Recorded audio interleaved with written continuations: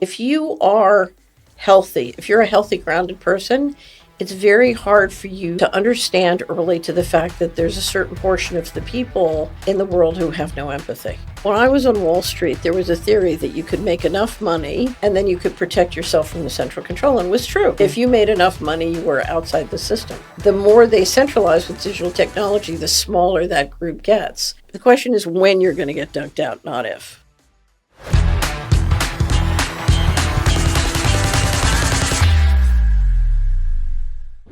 Hi, folks. On today's episode of the Alix Mayer Show, I have an in-studio guest who got her start as a financial freedom fighter in the late 1970s on Wall Street. She later became the Assistant Secretary of Housing under George Bush Sr. You know who I'm talking about. It's Catherine Austin Fitts. Today, she's going to talk to us about the overlap between financial freedom, food freedom, and medical freedom, and how all of that might be just one thing on the same side of the coin. You're going to want to hear the episode today.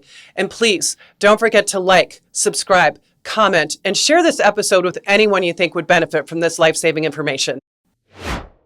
The Alix Mayer Show is sponsored by Mish International, gold and silver specialists since 1963. When you need protection from monetary inflation and leveraged assets exposure, you contact the dedicated people at Mish International.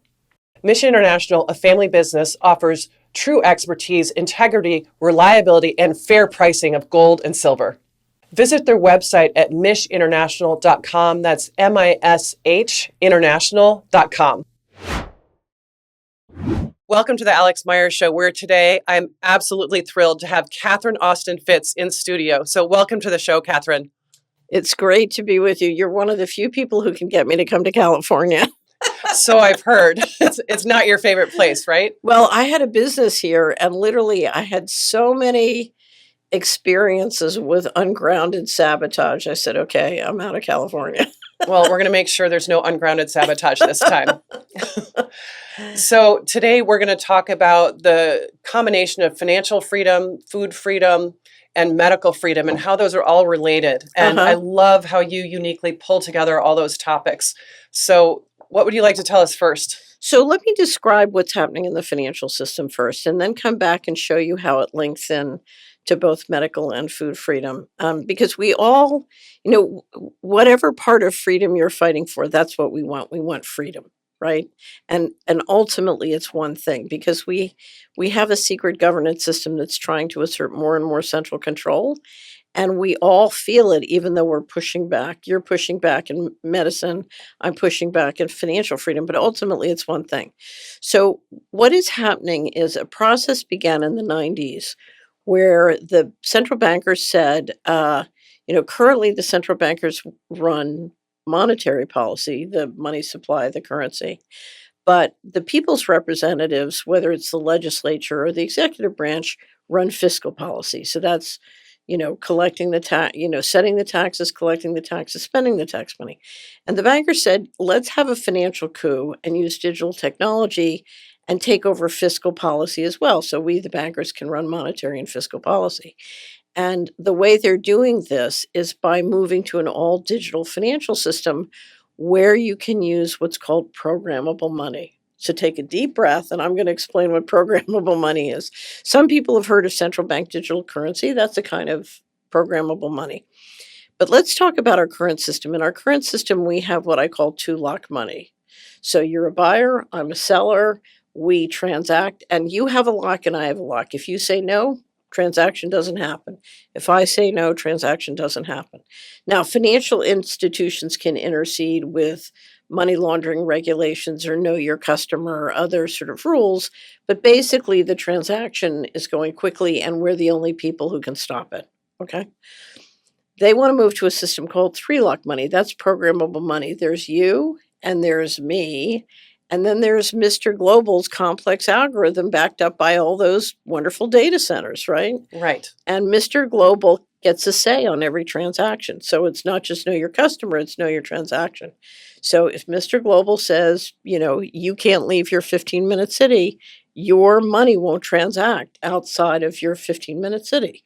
So it's got spatial control, it's got all sorts of medical and food control. So if I'm interested in medical freedom, why do I care? And that's because We can pass all the federal, state, and local laws we want saying we're free to do whatever we want. We're free to say no to a health mandate. And that may be, our state may protect our religious exemption or our ability to not comply with a mandate.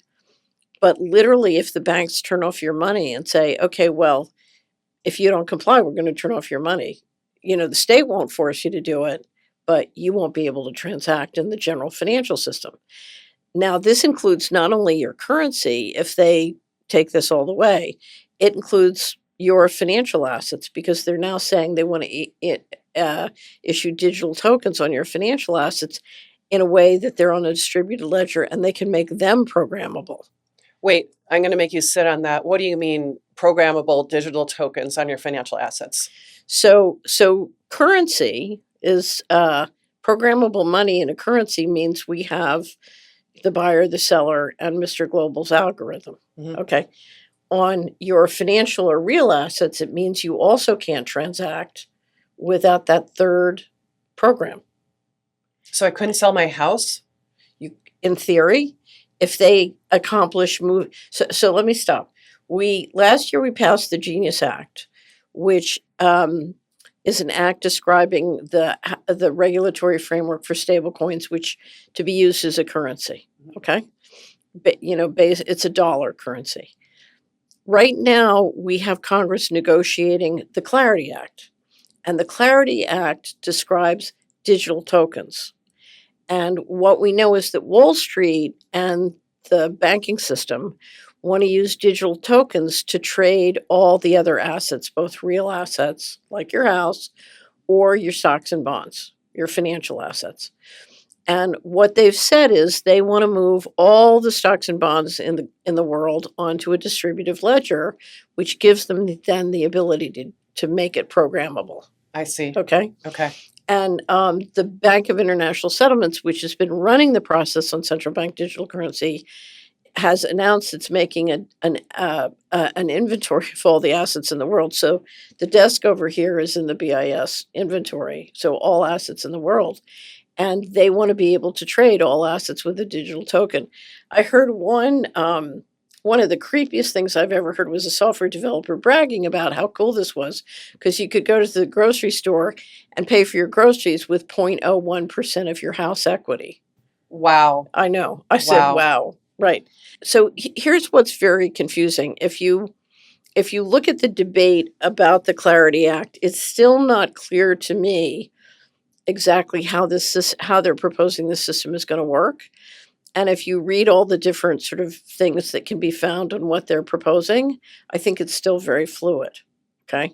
So you just need to remember now, DTC is basically the archive of who owns what stock and bonds, and it runs that process for $114 trillion of stocks and bonds.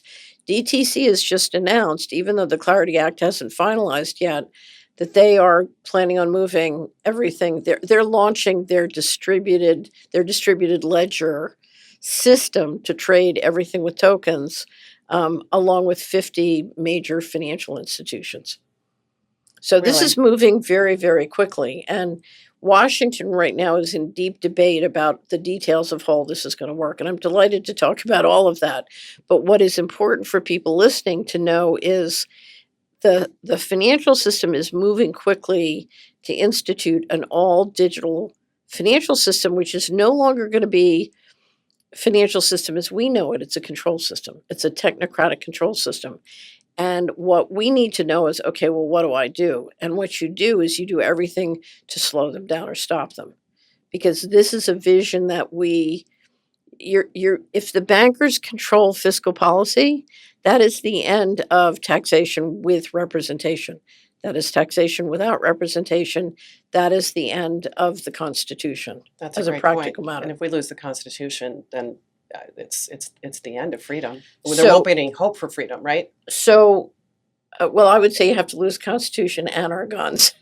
Yeah. Well, if we lose the Constitution, then we do lose our guns. Yes, exactly. So what we have been working, if you come to Solari, we have model legislation. We are working with states to pass legislation that puts up guardrails and says, you can use programmable money if you want, but if you can't force somebody to have to pay with programmable money, and if you do use programmable money, you cannot use it to restrict constitutional powers and rights. That's Okay. very important. And it's very important that states pass that legislation. The other thing we need to do is make sure the system never goes all digital. So we've been working for years to promote cash and to help people understand, start today, use as much cash as you can. And because the system only works if it goes all digital. So if we keep analog alive, and cash is becoming in many places more popular. One, we're dealing with inflation, which is likely to get worse, and cash is a way to protect yourself because the fees are really draining a big portion of the sort of the GDP in a place. But the other thing is there have been so many natural disasters or disasters where if people didn't have cash, they were in real trouble. The leaders of ending cash have been the Scandinavian central banks, and after several disasters, including the floods in eastern Tennessee and North Carolina, the the Scandinavian central banks came out and said, it was a mistake to roll back cash. We can't trust that electricity is always going to work. We need cash. Oh, that's a Right. very good sign. Right, right. So, and I think, there's a lot of young people who've had it with the encroachment of the surveillance and the digital control.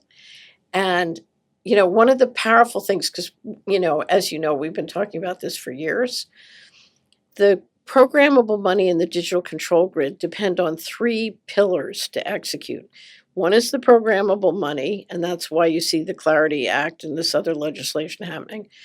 The second is the digital ID, which they tried to use the vaccine to implement. That's right. They keep trying to come up with an excuse on why we need a digital ID. Exactly. The reason they want it is the programmable money. But the third thing is you need all the local surveillance and hardware. Right. And as the flock cameras and the state the override of local controls on the telecommunication and the data centers are going in, people are going like, what is this? Right. And I don't know if you've been watching the debate on the kill switch in the cars. Oh, yes, I But have. Yeah, by literally- 2027, there's going to be Right. a camera on you, and if your eyes look too big, like you're too animated, your car won't start.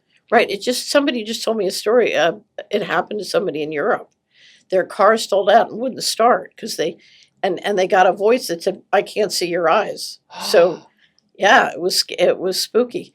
So as the hardware rolls out, people can see it. If I'm talking about programmable money or digital ID, they can't see it the way they can see a flock camera or they can see a data center suck up. I don't know if you saw it. We just covered this in Money and Markets on the Solari Report. They're installing one of the largest so far in Utah, and the projected energy use is ultimately, when it's at its full capacity, is 3 times the entire energy now used by the state of Utah. How are we even going to get there? Like, If- how many years would that take? Is that going to foil their plans alone, that we don't have the energy? So if you look at what they project in terms of energy need or water need or other, minerals and metals, I don't see how they get there. But the other thing is, if you look at the size that they're projecting in terms of data capacity, one of my questions, and I have no idea of knowing the answer, one of my questions is, are the US data centers meant to handle US programmable money and control, or is it global money and control? Because if you're pushing out digital tokens and you're pushing out stablecoins to the whole world, they may be trying to get the whole world in the system. Of course, yeah, that's got to be globally interoperable, just like the Real ID is supposed to be Right. the globally interoperable digital ID plan. Right. And I want to back up for a little bit because you said that there are these 3 pillars. There's the programmable money, there's the digital ID, which you can see in the Real ID, and then you've got the cameras. And everybody can see that these things are all around us, but they don't understand how they're coming together. In Right. particular, Catherine, I don't think people understand the Real ID. The Right. Real ID is what pulls you into the Internet of Bodies. Right. And you get on a global interoperable platform, and they take a picture of you, your biometrics, it's 35 points from ear to ear. And that's how you become the Internet of Bodies, because of the flock cameras and the Right. other cameras all around you. And then with the programmable money, that's how they pull in your transactions, and then they marry your digital picture of your face with your transactions, right? Right. And And then that's the whole system. that's how you do dynamic pricing, so that when I roll down the aisle of a store, they can change the price depending on how much they think they can get me pay and my credit score and all that. Oh, and that's not the worst part of it. No, no. So, what do I say to people who don't understand how these three things are coming together? They can see one part, but they think, oh, that'll never happen in our lifetimes. Why should we do anything about it? So here's why they say that. There's several different reasons. One is, if you know people, if you look at all the people who are building the control grid, we are. So we're financing it. We're building it. People are going to work and building the different pieces and the component parts. And, we look at our neighbors or friends who are building it and we think they would never do that. And it's true, they would never do that. They don't see where the system's going. Right. It's remarkable how everybody's building their piece, but they don't see how it fits together and works together. And part of the reason is if you are healthy, if you're a healthy, grounded person, it's very hard for you to understand or relate to the fact that there's a certain portion of the people in the world who have no empathy. Mm. Whether you want to call them sociopaths or psychopaths, or they've functioned at an elite status and have just gotten divorced from the general population. Mm. Whatever it is, you can't fathom that anybody would want to load digital material into your body and hook you up to the internet on a surveillance basis. They can't fathom that. No, they can't. Right. Now, I can fathom that because I've worked there, Yeah. and I can connect the dots between what's happening. And those same people can't fathom it, yet they say, well, if all these elites are in control and making this happen, their families are going to be subjected to the same control system as we are. So why would they be pulling that along? So when I was on Wall Street, there was a theory that you could make enough money and then you could protect yourself from the central control, and it was true. If you made enough money, you were outside the system. The more they centralize with digital technology, the smaller that group gets. And, you go through all these waves of people who think they're insiders, and then suddenly, we Oh. re-engineer and a whole bunch of, millions of insiders get thrown off and it tightens up. And it just keeps moving up and tightening up. And everybody's trying to scramble to get into that smaller and smaller group. And, that's part of what you're watching with the global competition. And one of the reasons that I sort of left, I walked out and went into the wilderness is I said, we need to create a constituency and culture of people who are not trying to get the next Petri to get up the ladder and are going to start to build something that's a real civilization. Because, this scramble up to the top is never, you're just, the question is when you're going to get dunked out, not if. Exactly. Right. Exactly. And don't they don't know that? Something, there's several things operating. So I've made a great study of why people get taken to the cleaners, so to speak. So one of the things that we have a lot of material on at Solari Report is called neurowarfare. And we've done a lot of research on brainwashing techniques, propaganda, disinformation to get people to not connect the dots and see the thing whole. Okay. And there's I can't tell you, there are hundreds of billions of dollars spent on literally tricking people into not seeing things come together. And it was really interesting. I'll never forget. I was doing a lot of research on Enron. I thought Enron was laundering some of the money that was being stolen out of the U.S. government. And just when Enron exploded, my church, which was adamant that they wouldn't let us use different materials, we wanted to choose our own materials for Bible study. All of a sudden, Enron explodes. Everybody's furious, and suddenly, all the scripture, all the sermons, all the Bible class material is all about forgiveness. Really? It was coordinated. I've found so Wow. much coordination between the churches and what's happening in the sort of politics in America. There's frightening and extraordinary coordination. Anyway, but part of it is, and that's why I tell people, throw out your TV. So, Absolutely. yeah. Well, it's listening to us. Right. first of all, but it's also programming us. It's programming us. Yeah. So, be very careful because these techniques are at work. So that's number one. Number two, if you look, have you ever used a Myers-Briggs profile? Of course. Okay. Yeah, I'm an ENTP. What are you? So I am an XNTJ. An X. So you're in between I and E? Yeah, so I'm balanced in the first. Okay. But when I started, I was so extreme. I was like 19 to 1 an N and 19 to 1 a J. So that makes you great for investment banking. Absolutely. Anyway, but about 70% of the American population are S's. And so I have one of my siblings is a huge S and I'm a huge N. And I'll walk up to a tree and I'll say, "Oh, it's a tree." And they'll say, "You don't know that." And 30 years later, after they've gone through every twig and every branch, they're like, "Oh, it's a tree." But that person can find, put a sentence put a comma in a sentence and get another $100,000 in a contract that, 30 years, I could never figure that out. So part of running a great company is getting the right balance between N's and S's, right? Interesting. Yeah, So that makes 70% sense. of the population, they're concrete, sequential, and they're S's. They don't connect those dots. Now, I was trained in portfolio strategy at the very top, so I connect everything with everything because if you're looking at the financial markets, the cost of capital impacts everybody, every industry, every business, government, private sector, you name it. So you have to look at everything like the Pillsbury Doughboy, and if you squeeze one place, it pops out the other. Right. And it's funny because when I was at Hamilton Securities, we were doing big portfolio strategy. And some of us who were very good at it, somebody would walk in and say, "Oh, the Congress just passed this law." And we would say, "Oh my God, look what's going to happen to the consumer retail, ETF." And the people who didn't understand, it's like, what does one have to do the other? And they would get very upset and angry at us.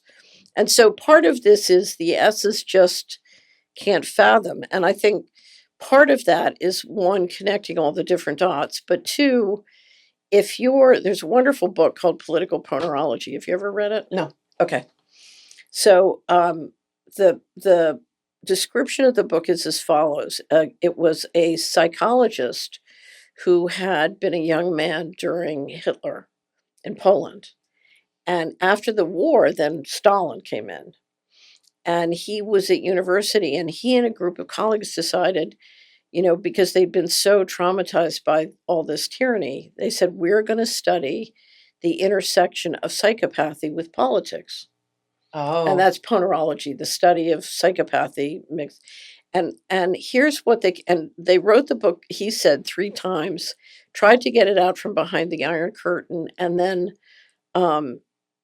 failed, had to destroy it. And then when he finally got out after 89, he wrote it from memory. Wow. And here's what it said. And what he said was that most people are born with empathy, and they can't fathom not only that other people don't have empathy, but that the people who have no empathy are really good at getting together and organizing for self-benefit. So the people with no empathy are much more effective at conspiracies than the people with empathy. Interesting. Okay. So anyway, what he said was about 20 to 25% of the population who are competent at running things are willing to work for the people who don't have empathy as long as they get paid well. Okay? Interesting. I can see that. Right. And if you look at the history of America, the way we've gotten here is a lot of people got paid a lot of money, whether with their stocks and bonds or whether their job, helping the people who have no empathy do all the evil doing. I mean, you know that because if you look at what's going on in medicine, you can see it clearly. Absolutely.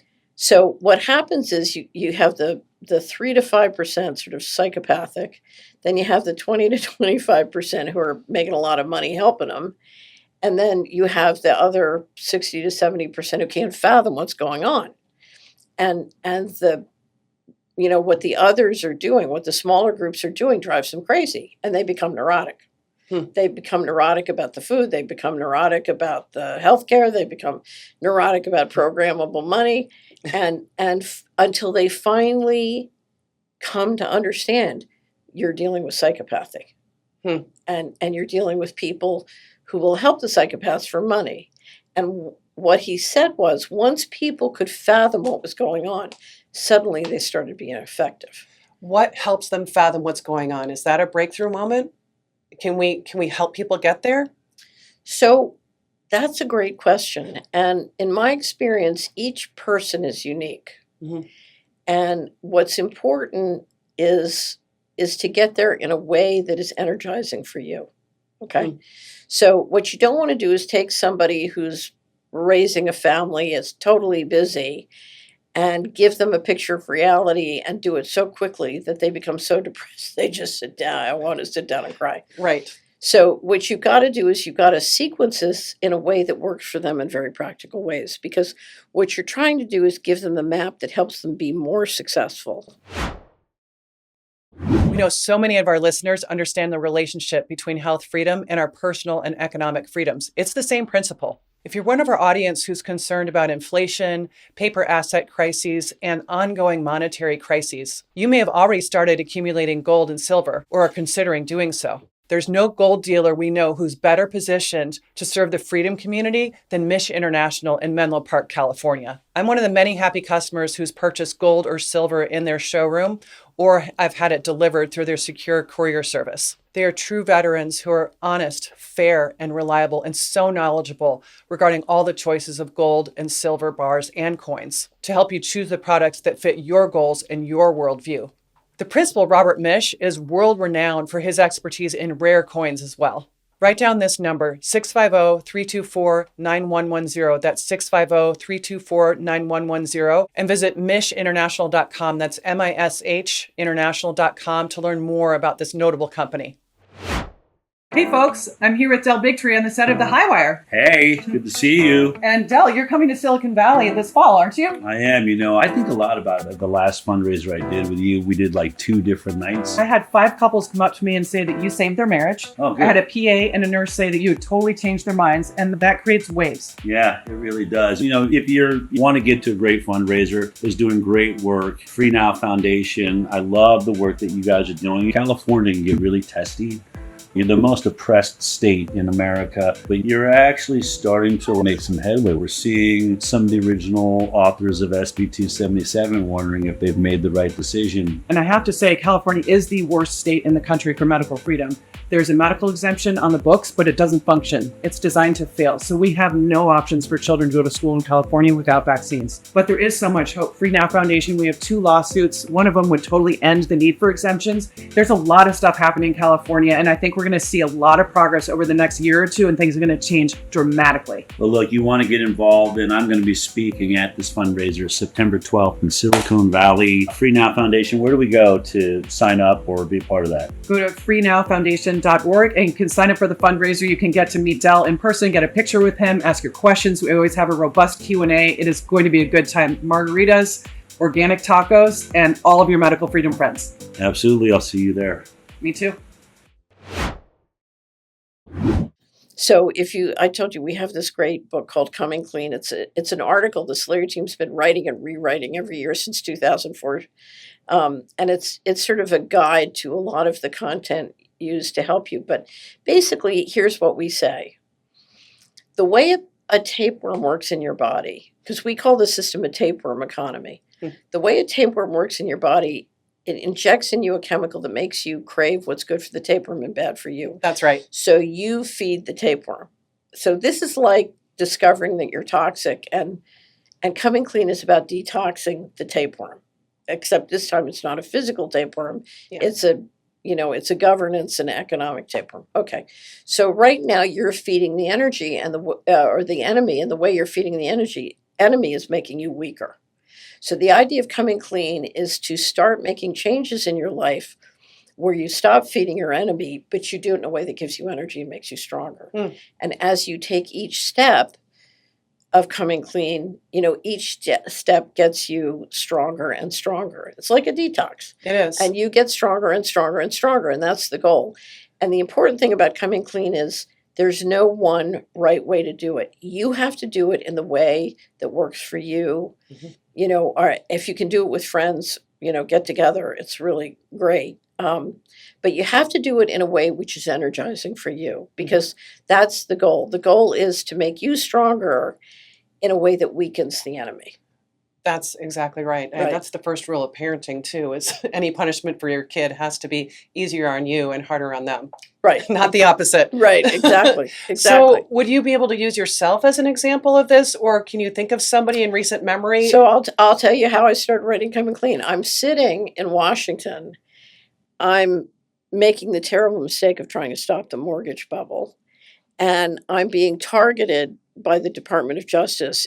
I had 18 audits, investigations, 12 tracks of litigation, a smear campaign, physical harassment. It was like right out of the movies. And I'm sitting there, and I know that everything that's happening to me is because I'm trying to stop the mortgage fraud. And clearly, if you look at the forces amassed against me, there's a lot of support for a mortgage bubble. And I'm writing a check on JP Morgan Chase Private Banking, which was one of the banks I was banking. I was banking at all the big banks, but I'm in the private wealth division. And suddenly my hand froze, and I said, why am I banking with the bank that is leading this engineering of the mortgage bubble and all the missing money going missing from all the federal corruption in the financial area? I'm banking with one of the leaders. Yep. And I said, I have to come clean. That was the first time I heard it. Oh. And I spent the next 2 years getting myself and my companies out of the big banks. And, it was just, it was me. I was the guinea pig. And it took me 2 years of, constantly changing and changing and changing where I was banking, who I was supporting politically, Right. Everything. I just started coming clean myself. And it took a couple of years before I got all the banks and the finance shifted, because you don't want to do it too fast. So, Yeah, for you example, can't. if I have existing accounts and I'm paying taxes every year, I need those records. I need the relationship. It takes time. Mhm. And a lot of this is suddenly waking up and realizing I've got to do my archiving. I can't trust the financial institute. It went on and on and on. Anyway, so after a couple of years, I remember waking up one day and I was banking at a bank I loved, and all the people I were doing business then were clean and people I trusted. My whole life had really changed in terms of just trying to always, everywhere I went, whether it was business or personal, just being in cahoots with people of integrity. Absolutely. And I remember sitting at my desk and thinking, this feels wonderful. Mm. This feels really, and it's like the free floating anxiety just goes away. Wow. Because in every area there are people you can trust. So, I can tell you all funny stories because I really do believe I bank at the greatest bank in the world. And people are going to want to know what your criteria are for that. Yeah. Well, we have a four episode complete, and it's public, on how to build a great relationship with a good local bank. And you can find it at Solari. And we got so tired of answering questions about how to find a good bank and build a great relationship with a good bank that we said, okay, we're going to do the definitive, and it's 4 60-minute, what's that? It's 240 minutes of every question you could possibly ask or answer. So for our viewers, can you just name the top three? Top three non-negotiables. You have to find a bank that has excellence in governance and management. So if you look at who owns it, who governs it, who manages it, these are competent, ethical people. And it's the quality. That's the quality. And the funny thing is, if the great thing about excellence in ownership, governance, and management is that, whatever comes in the future, they make appropriate decision making. You can trust them. Mm-hmm. So because life changes, regulations change, laws change. You can trust them. And so to me, that's number one, is the integrity of the governance and the management.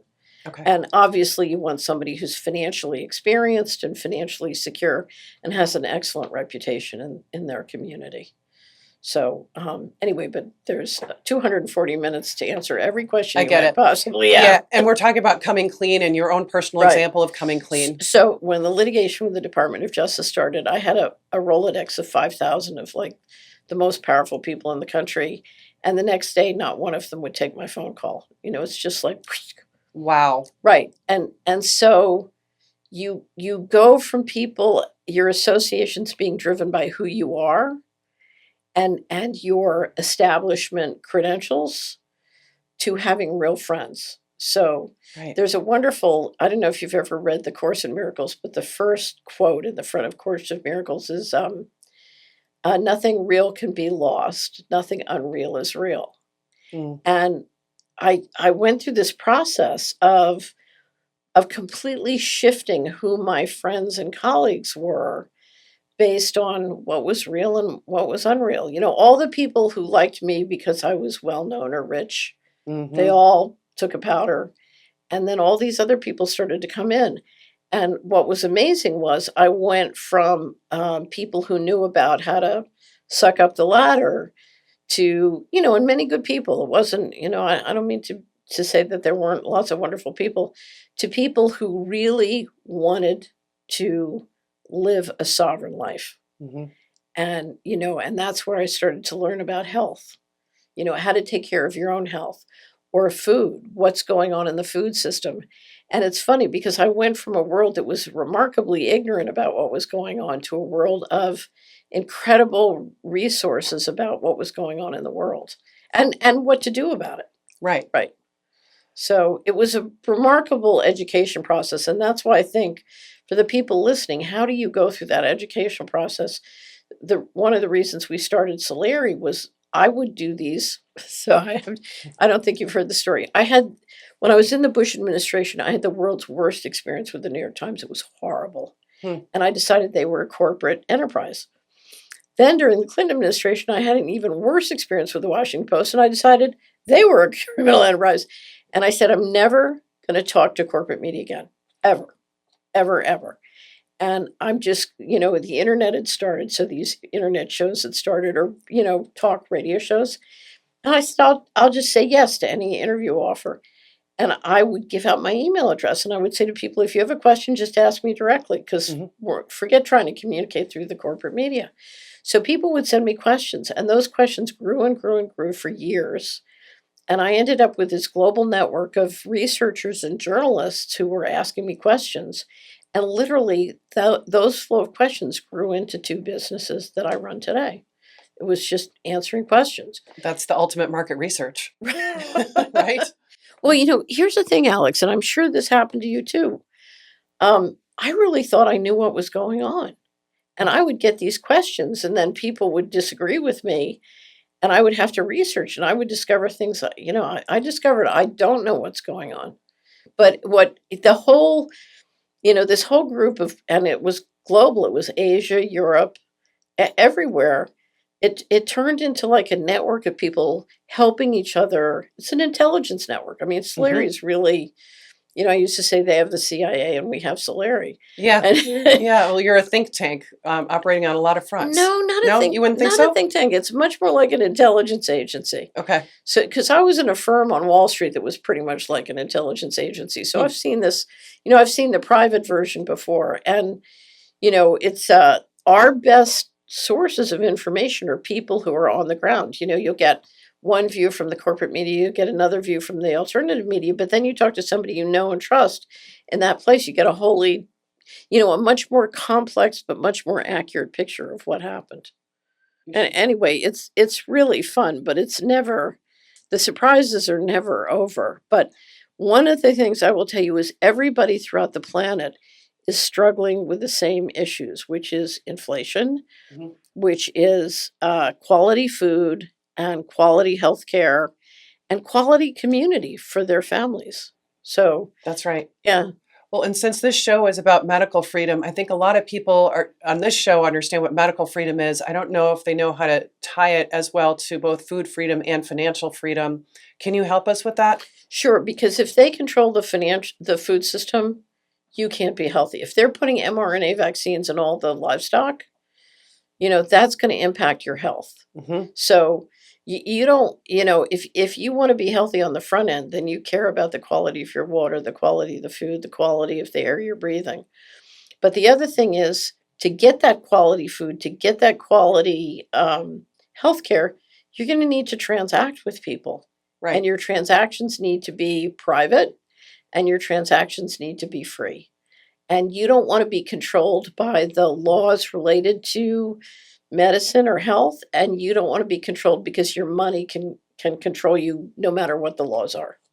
So they have two vectors in to controlling your health, and one is through the laws of what the doctor or the nurse can and cannot say or what you can do, but the other is your money, what your money will transact to do.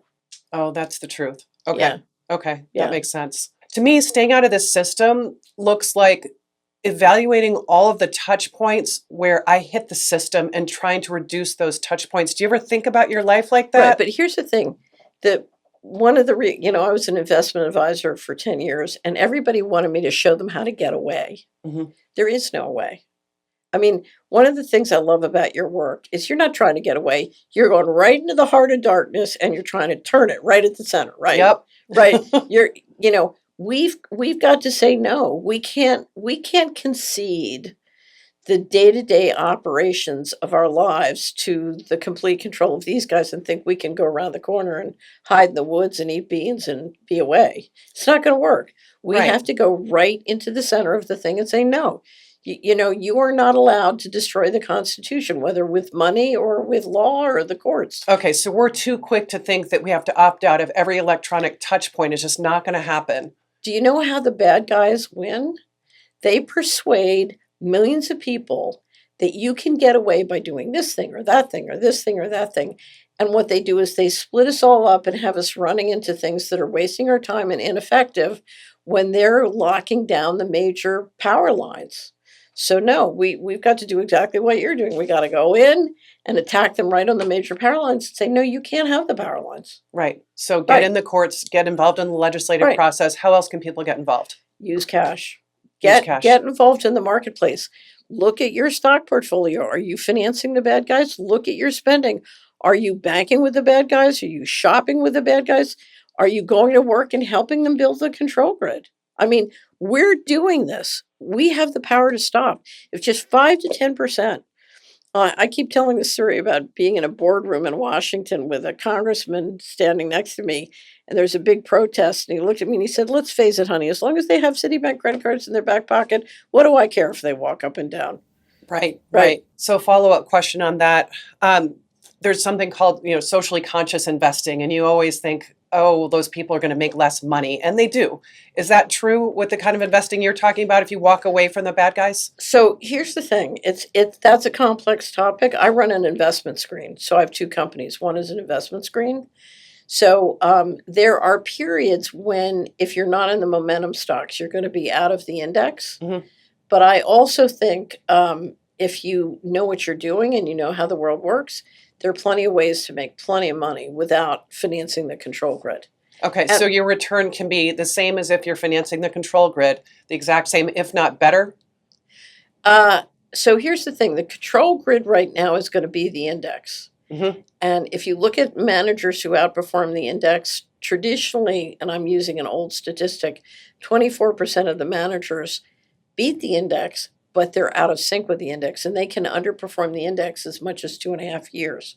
Okay. So you have to really, if you want to be with the index, you're going to be financing the control grid if you want to match the index.